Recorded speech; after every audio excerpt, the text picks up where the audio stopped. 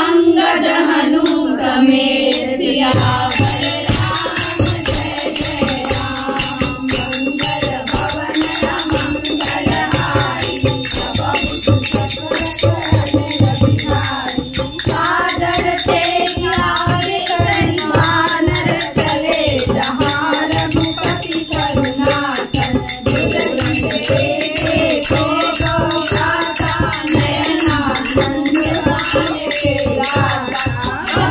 राम छवि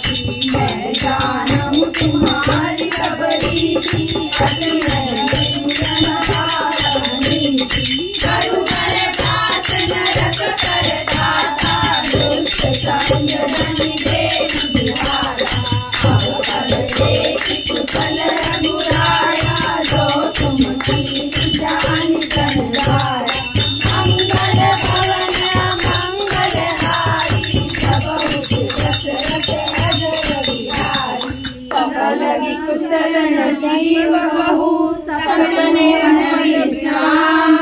जब लगी भजत न राम कहूँ शोक धाम तजिका। सियावर राम जय जय राम मंगल भवन मंगल हारी। दशरथ अजर बिहारी सब लगी हृदय बसन कल्याणा। शोक मोह मत्सर अजमाना सब लगी उड़न सन रघुमाना। करे चाप दायक कविहारा ममता करुण जमीन बिहारी। राग द्वेष पुनर सुखहारी सब लगी घटत जीव मन मानी। सब लगी प्रभु प्रताप रघुरानी।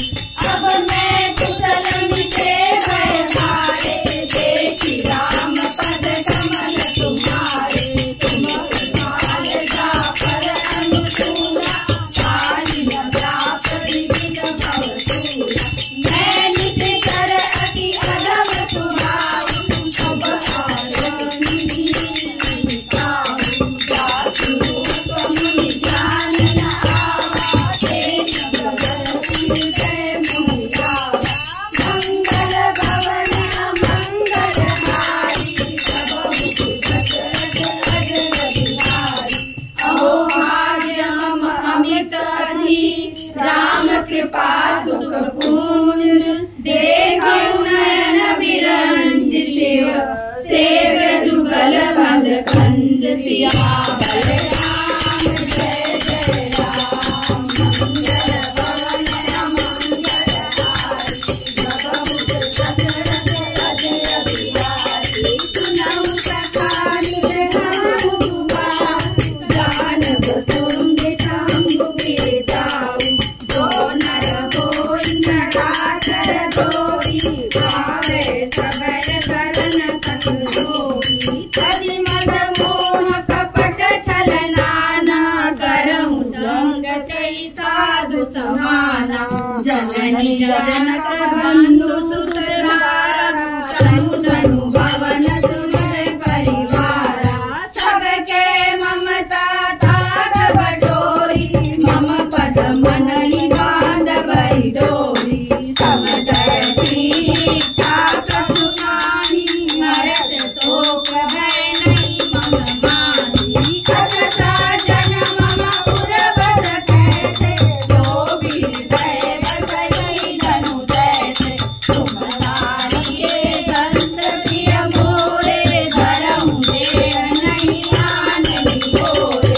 मंगल भवन मंगल हारी सब दशरथ अजर बिहारी। सगुन उपास परहित निर्जन नियत दृढ़ तेरे प्राण समान मम जिनके द्विज पद प्रेम। सियावर राम जय जय राम मंगल भवन मंगल हारी। सब दशरथ अजर बिहारी।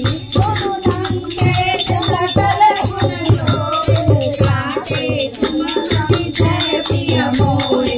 राम बचन सुनि वानर झूठा सकल कहलु कृपा बरूठा। सुनत विभीषण प्रभु के बाणी नहीं अगाध समयामित जानी। पद अंकुर गई बारही बारा हृदय समासन प्रेम अपारा। सुनहु देव चरणाचर स्वामी कनक पाल उर अंतरयामी। उर कंस तम गार नारणी प्रभु पद पीठ सरित शोभानी। भगति काल निज भगति महानी देव सदा शिव मन कहानी। देव मातु कहि प्रभु रणधीरा माना तुरत दीनु कर लीरा। यद्यपि कथा सब इच्छा नाही मोर भरत प्रमोद जग माही। अत कहि